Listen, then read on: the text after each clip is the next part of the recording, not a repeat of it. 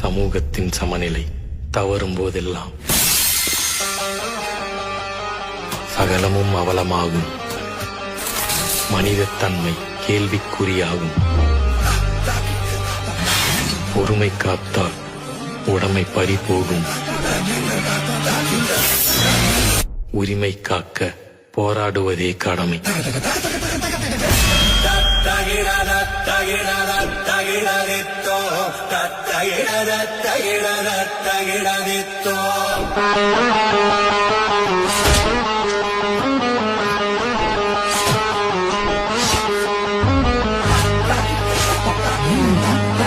ஏன் நிறுத்துற? எனக்கு என்னுடைய உரிமைகளை பத்தி எனக்கு தெரியும்.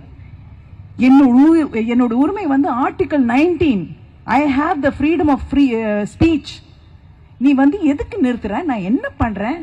நான் யாரையாவது அடிச்சேன்னா, ஏதாவது தப்பு பண்றேன்னா, தப்பா சொல்றேன்னா, என்னோட உரிமைகள் நான் படிக்கணும். அதுக்காக மட்டும்தான் நான் இங்க வந்திருக்கேன். ஏன்னா நான் டாக்டர் ஆகணும்னு சின்ன வயசுல இருந்து கனவு. அதை நான் நிறைவேற்றணும். என்னோட பேப்பர் லீக் ஆயிடுச்சுன்னா நான் என்ன பண்றது? அவன் அவனோட எதிர்காலத்தை பத்தி இன்னைக்கு போராடிட்டு இருக்கான். இந்த போராட்டத்துக்கான காரணம் என்ன?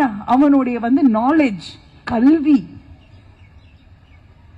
அடுத்தது என்ன சொல்லி இருக்கணும்? ஆர்டிகல் 32.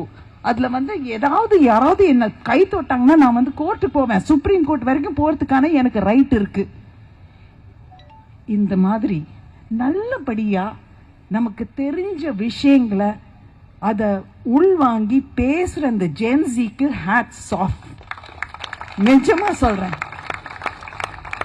எங்க காலத்துல ஒரு கால் அம்மா அப்பா ஜெனரேஷன்ல ஒரு கால் எனக்கு தெரியும், இது தப்பு, இத பத்தி பேசணும் அப்படின்னு எனக்கு தெரியும். ஆனா ஒரு கால் இங்க ஒரு கால் அங்க பயத்துல பேசாம வெளியே வராம உட்காந்துட்டோம்.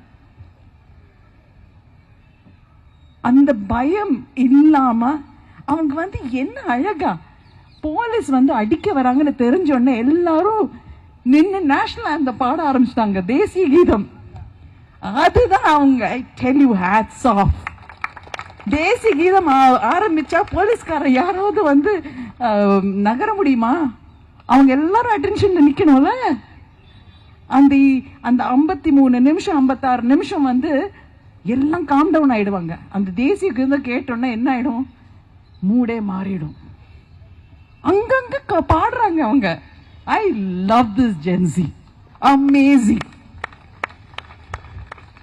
என்ன பொறுத்த வரைக்கும் டாக்டர் அம்பேத்கர் ஒரு பெரிய ஒரு கான்ஸ்டிடியூஷன் எழுதி வச்சிருக்காரு. அவரை பத்தி உங்களுக்கு எல்லாருக்குமே தெரியும். ஏன்னா ஜெய்பீம் சொல்லிட்டு தான் எல்லாரும் இங்க என்ன போறீங்க. அவர் ஸ்கூல்ல படிக்க விடாம, ஏன்னா ஜாதி என்கிற ஒரு விஷயத்தால படிக்க விடாம விட்டாங்க. அதுக்கப்புறம் 32 டிகிரி வாங்கியிருக்காரு. 32 டிகிரிஸ். அதெல்லாம் வாங்கினதுக்கு அப்புறம் தேசத்துல நம்மளுடைய நாட்டுடைய கான்ஸ்டிடியூஷன் எழுதுறதுக்கான ஒரு ஆர்கிடெக்ட் அவர். அன்னைக்கே லேபர் லா பத்தி எழுதியிருக்காரு.